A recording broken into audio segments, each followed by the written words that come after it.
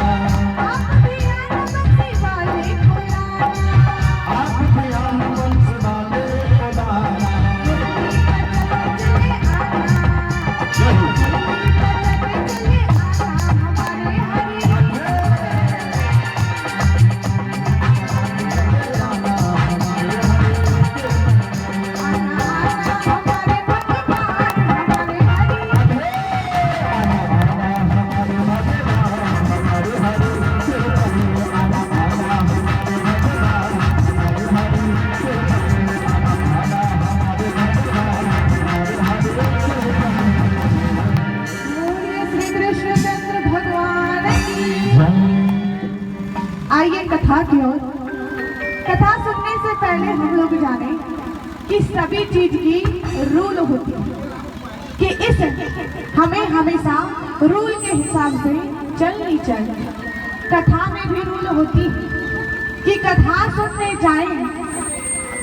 भगवान जीवन में दुख तो सभी को है, लेकिन जब भी कथा सुनने जाए तो दुख परेशानी सबको घर पर छोड़ के आए, क्योंकि यदि आप वो सब में ध्यान दीजिएगा तो कथा में मन नहीं लगेगा, और यदि कथा में मन नहीं लगा तो कथा समझ आने वाली नहीं है, और यदि कथा समझ नहीं आएगी तो आपका यहाँ पर आना, अपने कार्यों को छोड़कर आप प्रभु की कथा सुनने के लिए आए हैं कि पुण्य प्राप्त करेंगे, तो यह सब बेकार चला जाएगा।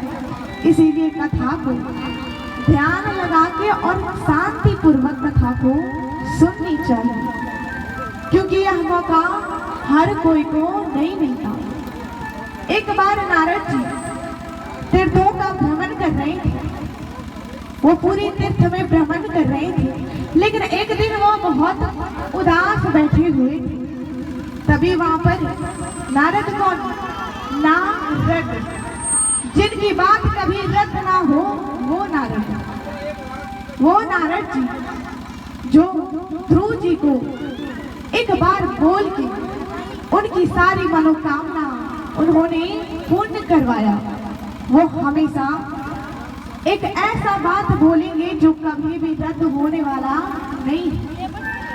एक दिन वो बहुत चिंतित बैठे हुए थे। संकादिक उन्हें पूर्वजों का भी पूर्वज कहा जाता है, क्योंकि वो कभी भी बूढ़े नहीं होते।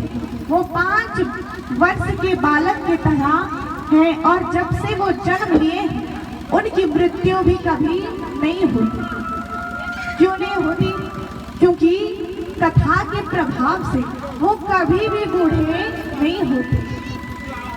उनका जीवन का प्राण उनका कथा है।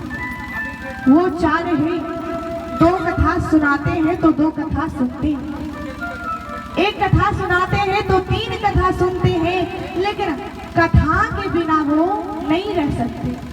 जहाँ पर भी कथा होती है वो कथा को सुनने के लिए जाते हैं। जाने भी चाहिए, क्योंकि कथा में हम लोगों को अपने जीवन में जैसे दुख परेशानी आएगी, वो सारी कथा की सारी दुख की हल कथा में मिलती है। वो कथा की ज्ञान को जानते हैं। कथा में जो पुण्य मिलती है वो पहचानते हैं कि कथा को सुनने से क्या आनंद आता है। जब वो नारद जी को चिंतित देखे, वो जाकर बोले जो हमेशा नारायण नारायण करते हैं, आज वो बहुत चिंतित बैठे हुए। उन्होंने जाकर पूछा कि क्या बात है, आप बहुत चिंतित दिखाई दे रहे हैं, बहुत परेशानी में दिखाई दे रहे हैं। जो हमेशा भगवान का सुमिरन करते रहते हैं, कथा में कथा की बातों को आनंद लेकर कथा को श्रवण करते हैं, वो आज बहुत चिंतित बैठे हुए। हम लोगों को कथा सुननी चाहिए, जहाँ भी यज्ञ हो कथा हो, क्योंकि जो श्रोता होते हैं वो कथा जहाँ पर भी हो सबसे ज्यादा पुण्य श्रोता कमाते हैं। उसके बाद वक्ता जो कथा को कह रहे हैं, तीसरे नंबर में जो कथा को करवा रहे हैं, सबसे ज्यादा पुण्य तो आप ही लोग करवा रहे हैं। एक स्त्री वो हमेशा अपने पति को कहती थी कि कथा सुनिए, प्रभु का नाम लीजिए, जीवन में कभी भी कुछ अच्छे कार्य कीजिए, करनी भी चाहिए। पत्नी के भगवान उनके पति होते हैं, लेकिन जब पति गलत करे तो पत्नी का पूर्ण अधिकार है उन्हें बताना, उन्हें समझाना कि क्या सही कार्य है और क्या गलत। वो व्यक्ति कभी भी कथा सुनने के लिए नहीं गया था। अपनी पत्नी के जिद के कारण एक दिन उसे जाना ही पड़ा। जब कथा सुनने के लिए गया, वहां पर गांव वाले बोले, अरे जो कभी भी कथा नहीं सुनता, भगवान का नाम नहीं लेता, आज वो कथा सुनने के लिए आया है। सभी ने कहा आइए। बैठिए। आकर बैठा। अब कथा सुनते सुनते उसे नींद आ गई और कथा की एक भी बात उसके बुद्धि में, दिमाग में नहीं गई। जब भी कथा सुनने आएंगे तो यहाँ पर निद्रा रानी आती है, जिसे जो व्यक्ति निद्रा रानी के मुट्ठी में चला गया उसे कथा समझ नहीं आएगी। और जिसने निद्रा रानी को अर्पण नहीं किया और भगवान की कथा यदि ध्यान लगाकर सुनिएगा तो कोई भी आपको प्रभु की कथा सुनने से रोक नहीं सकता। लेकिन ध्यान जैसे ही भटका बहुत सारी परेशानी आ जाएगी। वो व्यक्ति को कथा सुनते सुनते नींद आ गई, बहुत गहरी नींद। अब जब कथा सुनाने वाले भी वहां से चले गए, सुनने वाले सभी श्रोताएं भी चले गए। एक व्यक्ति बोला कि जाइए, आप अभी तक कितने देर से बैठे हुए हैं? कथा सुना आपने? बोले हाँ, कथा में खूब आनंद आया। लेकिन वो बस सो के आनंद बिताया, लेकिन कथा समझ नहीं आई क्योंकि उसने कथा को सुना ही नहीं। जब वो अपने घर को गया, पत्नी ने पूछा कि कथा कैसी लगी? बोला बहुत आनंद आया, लेकिन वहां पर मैंने 3 ही बातें सुनी, आइए, बैठिए और जाइए। पत्नी सोची यदि इन्हें सच बता दूंगी कि आप सो गए थे तो इन्हें लगेगा कि मेरी बेइज्जती हो गई। उसने कहा कि हाँ, यही तीनों चीज की आप जाप कीजिए। उसके भरोसे को नहीं तोड़ा कि यदि अभी मैं बता दूंगी तो ये वापस कभी कथा सुनने नहीं जाएंगे। वो व्यक्ति की जब कथा सुनने गया था तो नींद तो पूरी हो चुकी थी, रात को नींद नहीं आ रही और वही तीनों चीज के वो जाप लगाया था, आइए, बैठिए और जाइए। प्रभु की माया से उसके घर में एक चोर आया, वही जाप लगा रहा है, आइए, बैठिए, जाइए। चोर जैसे ही आया उसने कहा आइए। अब चोर को लगा रही, लगता है मुझे इसने देख लिया। अब बोले बैठिए। अब सोचा अब तो पकड़ा गया, अब मुझे कुछ करना पड़ेगा, वरना ये पुलिस के पास दे देगा तो बहुत परेशानी हो जाएगी, बहुत दुख उठाना पड़ेगा।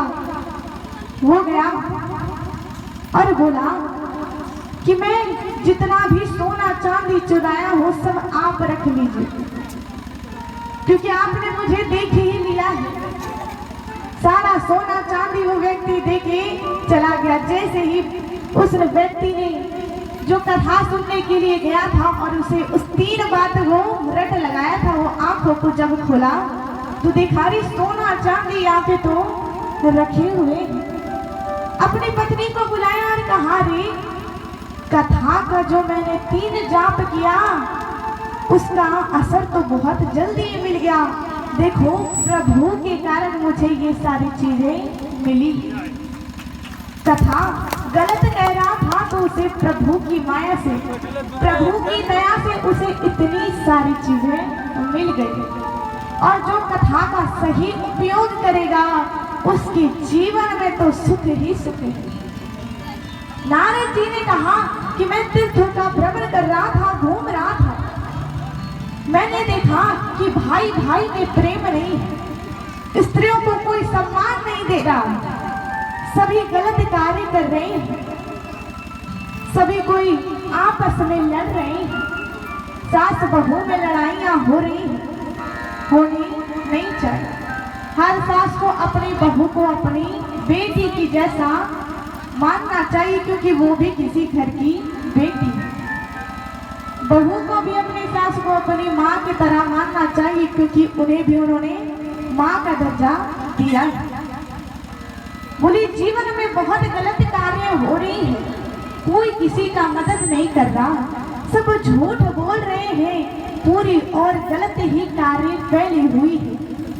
लेकिन जब मैं सारी तीर्थों को भ्रमण करते करते वृंदावन पहुंचा तो मैंने एक बहुत ही अलग सी चीज देखी, जिसे देखकर मैं आश्चर्यचकित हो गया।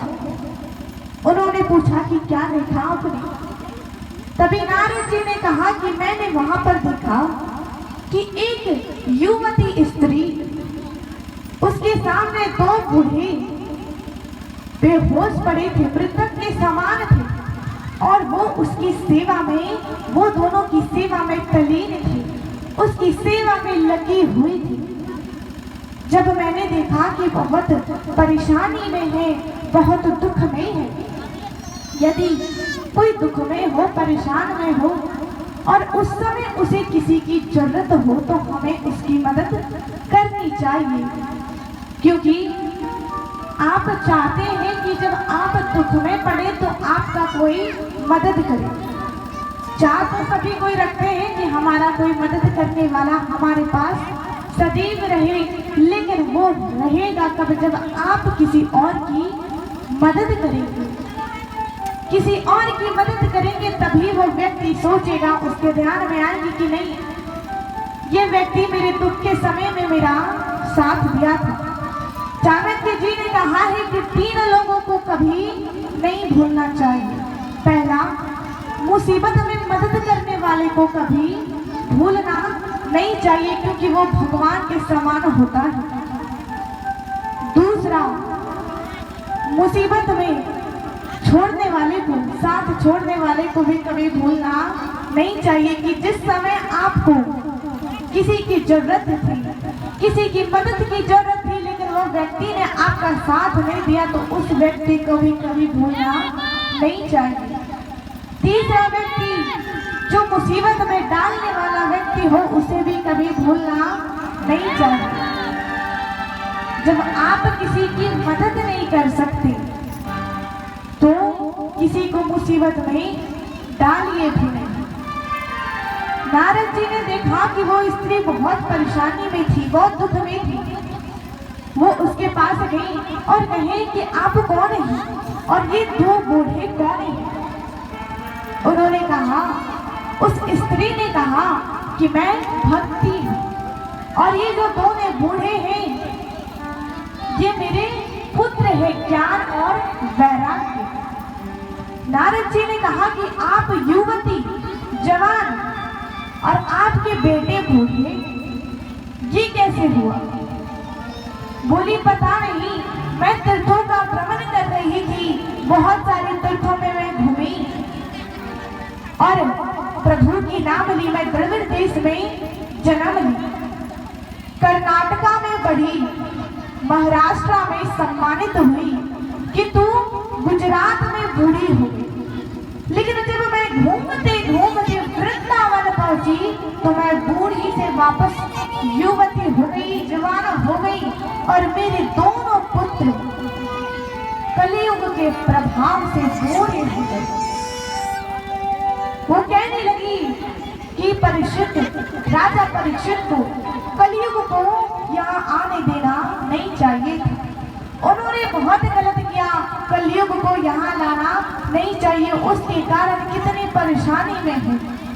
नारद जी ने कहा कि आप चिंतित ना हो, जो प्रभु अपने हर भक्त के लिए हमेशा खड़े रहते हैं, हमेशा तैयार रहते हैं, लेकिन भक्त भी सच्चा होना चाहिए। प्रभु एक ऐसे भक्त हैं जो प्रेम के भूखे हैं।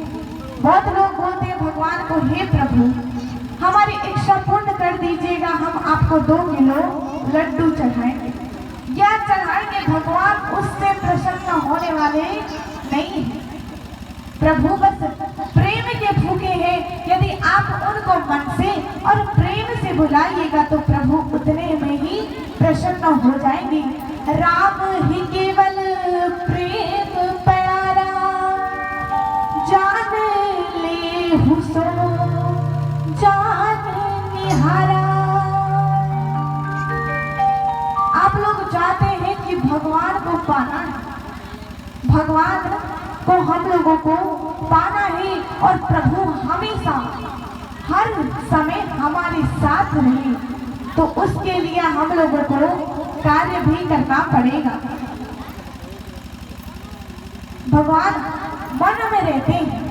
यदि आप मन में किसी के बारे बुरा सोचते हैं और आपके मन में यह ख्याल है कि ये बात तो किसी और को पता नहीं चल रही है, तो हमारे मन में लेकिन ऐसा होता नहीं है प्रभु।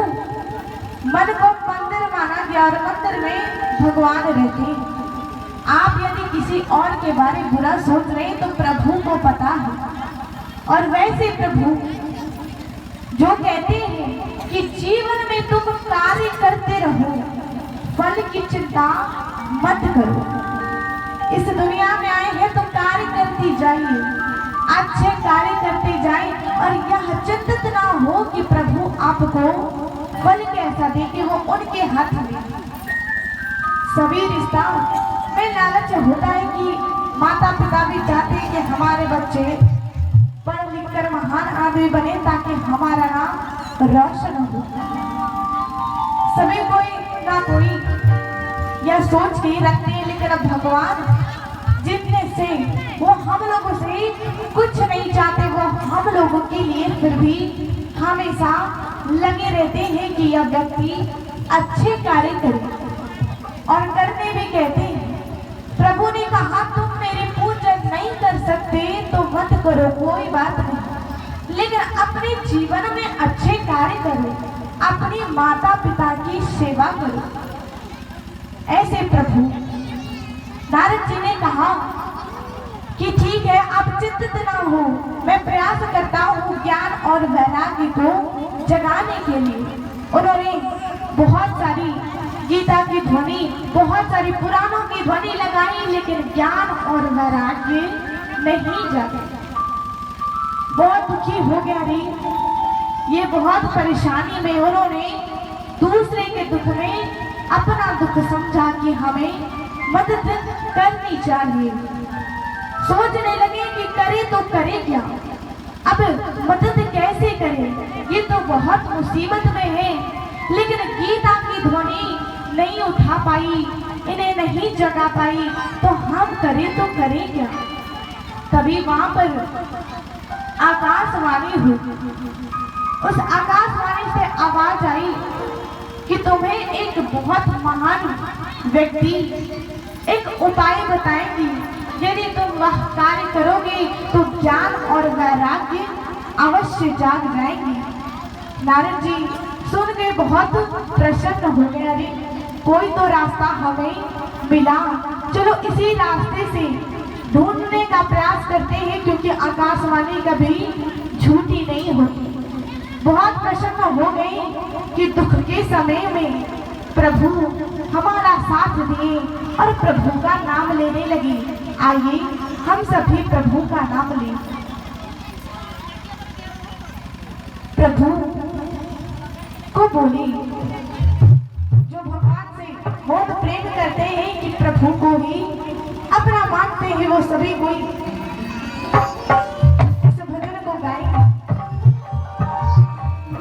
मेरी लगी शाम संग पे ये दुनिया क्या जाने।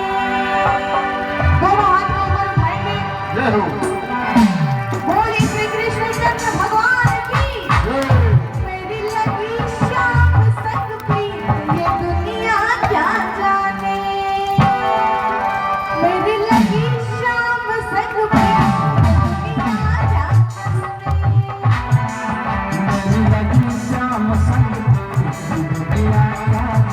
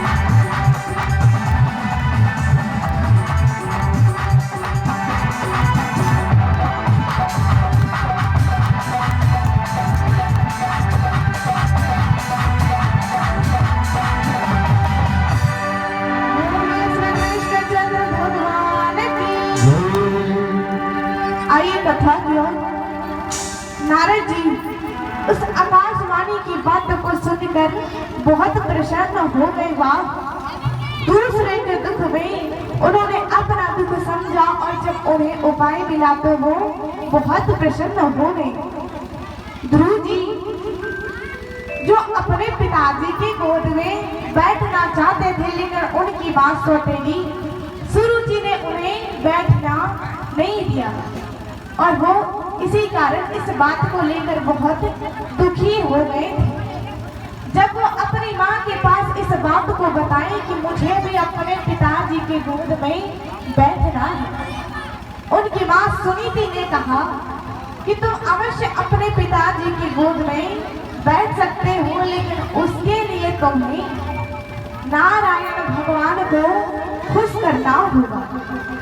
यदि तुम उन्हें खुश कर लिए तो तुम अवश्य अपने पिताजी के गोद में बैठ पाओगी, लेकिन वरदान मांगोगी और प्रभु तुम्हारी तपस्या से प्रसन्न हो जाएंगे, तभी तुम्हें यह वरदान मिलेगा। ध्रुव जी ने कहा कि मैं तो बहुत छोटा बालक हूँ, मैं कैसे प्रसन्न कर पाऊंगा नारायण भगवान को। उन्हें बड़े बड़े राजा महाराजा शक्तिशाली व्यक्ति खुश नहीं कर पाते, कठोर से कठोर तपस्या करके, लेकिन मैं तो एक छोटा सा बालक हूँ। माता कहा गया इसीलिए बच्चों लोगों को अच्छी संस्कार देनी चाहिए।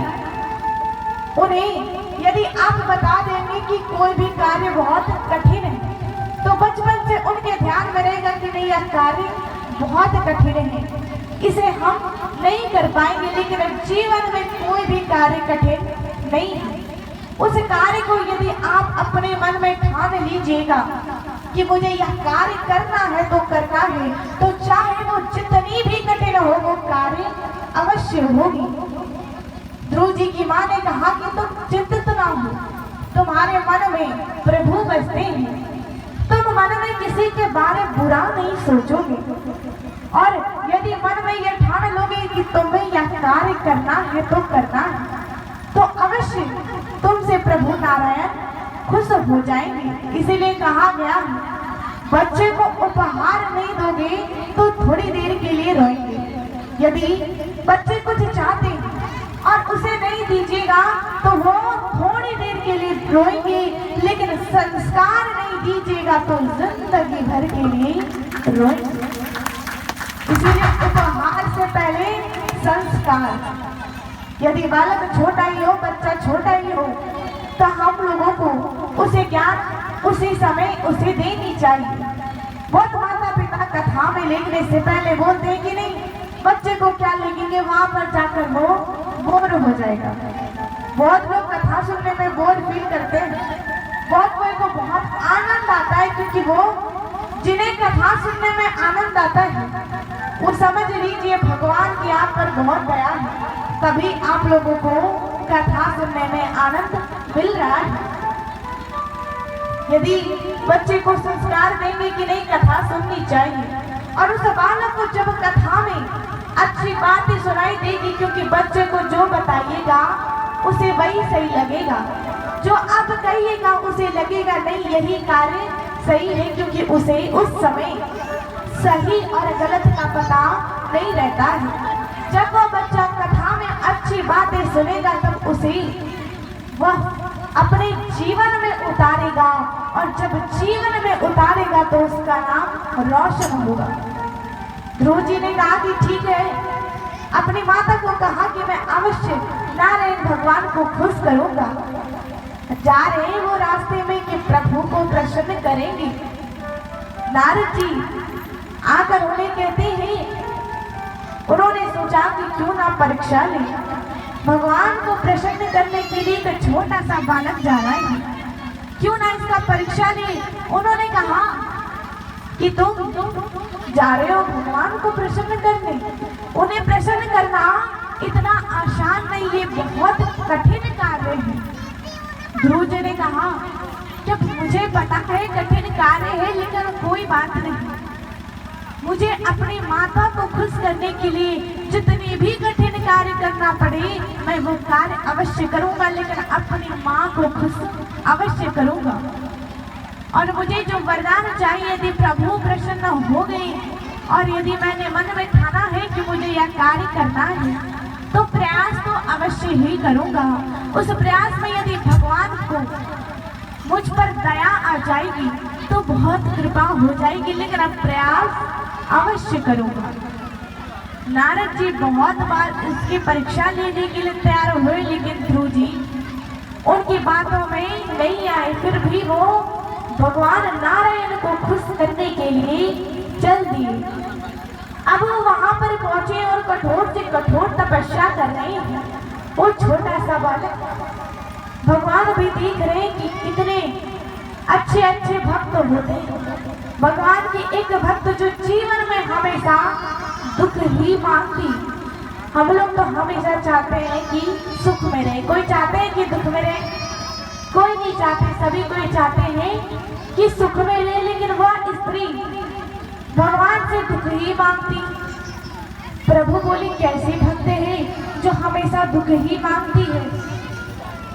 भगवान ने कहा कि इस जीवन में सभी व्यक्ति सुख मांगते हैं, लेकिन तुम दुख क्यों मांगती हो? उसने कहा कि मैं दुख इसीलिए मांगती हूँ क्योंकि जब दुख परेशानी होती है मनुष्यों को तो वो आपको याद करते हैं, और जब सुख का समय आता है तो वो आपको भूल जाते हैं। और मुझे भूलना आपको पसंद नहीं है, मैं आपको कभी भी भूलना नहीं चाहती। यदि मैं दुख के समय ही आपको याद करूंगी तो मुझे दुख ही पसंद है, क्योंकि उस समय आप हमेशा मेरे ध्यान में रहते हैं। ऐसे ऐसे भक्त हैं प्रभु के। ध्रुव जी ने कठोर से तपस्या किया। नारायण भगवान बहुत प्रसन्न हो गए, क्योंकि तपस्या जितने भी कर लीजिए यदि मन साफ नहीं है तो भगवान प्रसन्न होने वाले नहीं। वो ध्रुव छोटा सा बालक, उसके मन में किसी के बारे भी बुरा सोचना नहीं, सभी के बारे अच्छा ही सोचता। उसकी माता सौतेली सुरुचि ने उन्हें भगा दिया, लेकिन फिर भी उनके बारे में उन्होंने बुरा नहीं सोचा। जब नारायण भगवान खुश हुए, उन्होंने कहा कि क्या चाहते हो, क्या वरदान मांगना चाहते हो? तभी ध्रुव जी ने कहा कि मैं एक ही वरदान चाहता हूँ कि मैं अपने पिताजी के गोद में बैठूं। बोले अरे इतनी छोटी सी वरदान के लिए, व्यक्ति के लिए तुमने इतना कठोर तपस्या किया। प्रभु बहुत प्रसन्न हो गए। बोले ठीक है। भगवान ने ध्रुव जी को अपने गोद में उठाया और कहा तथास्तु, तुम अपने पिताजी के गोद में अवश्य बैठोगे।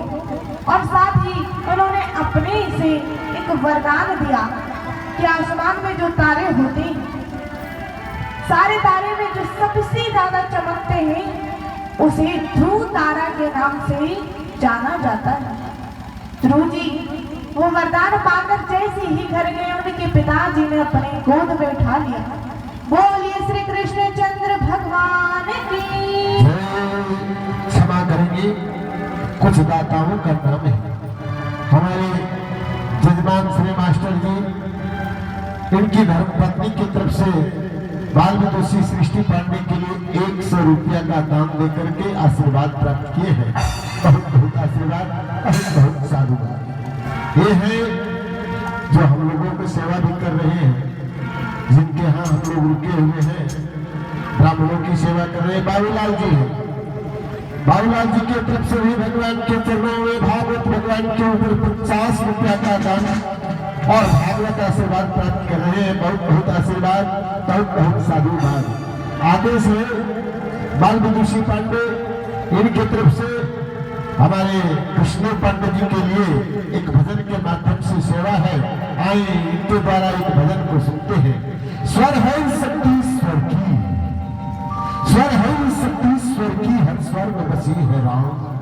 रागी जो सुनाए रागनी रोगी को मिले आराम। क्या बात है।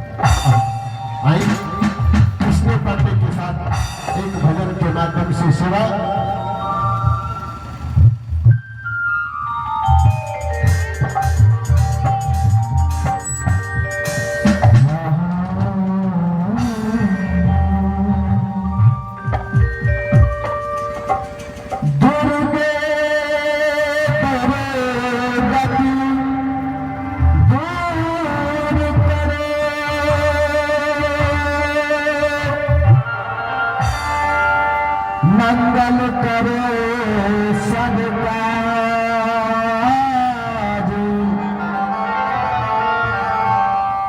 मंदिर में जल करो,